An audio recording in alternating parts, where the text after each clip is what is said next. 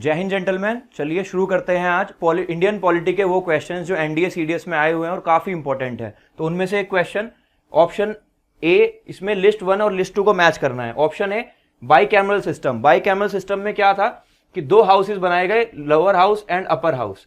तो ये स्टार्ट हुआ इन द ईयर 1919 और उसको बोलते हैं Montagu Chelmsford reforms. Option B, legislative devolution. Legislative devolution क्या है कि जो पावर्स थी सेंटर के पास, उनका डिसेंट्रलाइजेशन शुरू हुआ और पावर्स प्रोविंसेस को वापस दी गई। ठीक है, और ये स्टार्ट कहां पे हुआ? इंडियन काउंसिल एक्ट 1861 के थ्रू ये एक्ट स्टार्ट हुआ।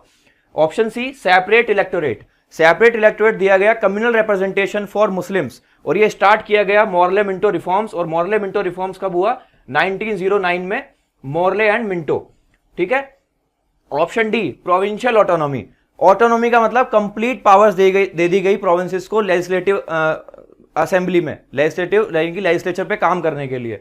तो जो काम 1861 में स्टार्ट हुआ था ये यहाँ पे एंड हुआ इन द ईयर 1935 और इसके लिए इसको बोलता है government of India act 1935।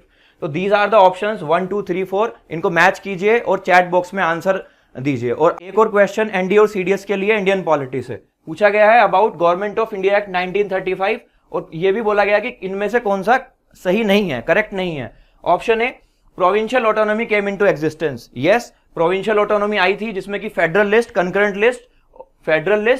Concurrent list और प्रोविंशियल लिस्ट का इंट्रोडक्शन हुआ और प्रोविंशियल लिस्ट पे कंप्लीट ऑटोनॉमी दे दी गई प्रोविंसेस को। तो option A is correct. Option B, bicameral legislature were provided in 6 provinces. Yes, bicameralism start हुआ था काउंसिल एक्ट ऑफ 1861 में, बट 1935 के एक्ट में क्या हुआ, जो 11 टोटल प्रोविंसेस थी उनमें से 6 प्रोविंसेस को बाइकैमरलिज्म दे दिया गया। तो ये ऑप्शन बी भी सही है। Option C, the principle of communal electorates and weightages were further extended. आगे बढ़ाया गया। जो ये सेपरेट इलेक्टोरेट का कॉन्सेप्ट स्टार्ट हुआ था 1909 में, यहां पे आके क्या हुआ, depressed class, labour and women, इनके लिए भी ये सेपरेट इलेक्टोरेट स्टार्ट कर दिया गया in the government of India 1935 में। तो ये भी सही है। जब ये तीनों सही हैं तो ऑप्शन डी क्या होगा? दैट्स द आंसर कि ये गलत है। और क्वेश्चन एनडीए और सीडीएस के लिए काफी इंपॉर्टेंट, चलिए शुरू करते हैं। Question is about a constitutional government.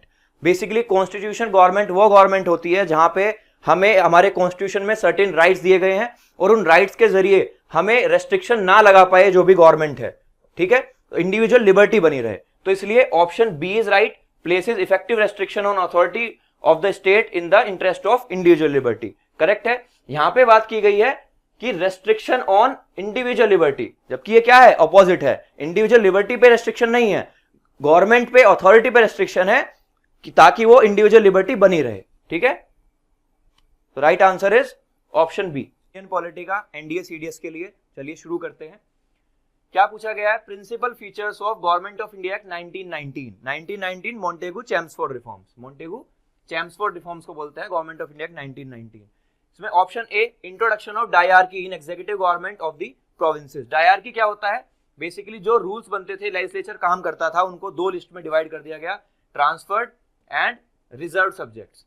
तो ट्रांसफर्ड सब्जेक्ट जो थे वो ट्रांसफर कर दिए गए प्रोविंसेस को। ठीक है, तो ये डायरकी था। यस, ये आया 1919 में। Option B, introduction of separate communal electorates for Muslims. नहीं, ये सेपरेट इलेक्टोरेट फॉर मुस्लिम्स आया 1909 के मॉर्ले मिंटो रिफॉर्म्स में।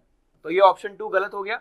Option C, devolution of legislative authority by the centre to the provinces. Yes, हमने अभी यहाँ पे पढ़ा हमने कि 2 रूल्स बनाए, transfer subjects and reserve subject. तो रिजर्व सब्जेक्ट्स पे लेजिस्लेचर काम करने का किसको हक था? प्रोविंसेस को। तो यहाँ पे डेवोल्यूशन हुआ। ठीक है, तो ऑप्शन 2 गलत है। तो ऑप्शन बी और ऑप्शन डी तो अपने आप घट गया। डाउट है ऑप्शन ए और ऑप्शन सी में, तो हमें पता है कि ऑप्शन 1 भी सही है और ऑप्शन सी भी सही है। तो आंसर होगा option C. 1 and 3 are correct. और क्वेश्चन इंडियन पॉलिटी का फॉर एनडीए एंड सीडीएस, चलिए स्टार्ट करते हैं। लिस्ट 1 से लिस्ट 2 को मैच करना है। लिस्ट 1 में कुछ एक्ट्स दिए गए हैं और लिस्ट 2 में उनके फीचर्स दिए गए हैं।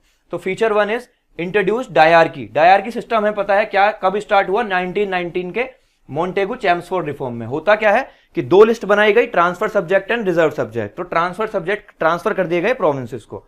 Option 2, placed Indian affairs under direct control of British government. तो ब्रिटिश गवर्नमेंट ने अपने एम्प्लॉइज, अपने court of director and board of control company में प्लेस कर दिए, तो इसलिए डायरेक्ट कंट्रोल ले लिया कंपनी का। कब हुआ ये? पिट्स इंडिया एक्ट 1784 में। Option 3, introduce representative institutions. Representative institutions में क्या हुआ है, वॉइसरॉय ने बोला भाई नॉमिनेट करूंगा एग्जीक्यूटिव काउंसिल में 3 इंडियंस को, तो उसको बोलते हैं, ये कब हुआ स्टार्ट, काउंसिल एक्ट ऑफ 1861 में ये स्टार्ट हुआ। Fourth, introduce the principle of election, तो ये प्रिंसिपल ऑफ इलेक्शन स्टार्ट हुआ 1892 के इंडियन काउंसिल एक्ट में। These are the options, you need to match them now and chat box में, comment box में आंसर दीजिए, और अगला क्वेश्चन चाहिए तो please give me a message. Thank you.